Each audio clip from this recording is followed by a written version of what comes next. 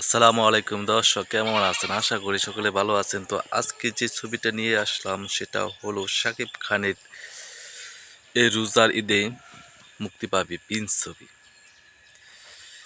আগের ছবিটা বরবাদ ছবিটা পাই 72 কোটি টাকা ইনকাম করেছে।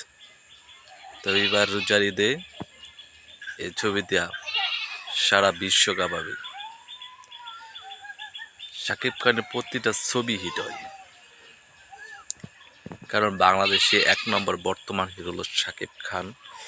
তার ছবিটা সকলে দেখবেন, রোজার ঈদে আসবে প্রিন্স মুভি। ছবিটার সব কাজ সবই শেষ, এখন কিছু গানের শুটিং বাকি আছে, তারপরে রোজার ঈদে মুক্তি পেয়ে যাবে প্রিন্স মুভি। সবাই দেখতে আসবে, ছবিটা কিন্তু অনেক হিট হবে। সকলে ভালো থাকেন, সুস্থ থাকেন, আল্লাহ হাফেজ। আর চ্যানেলটা সাবস্ক্রাইব করে রাখেন সাকিবিয়ান ভক্তরা।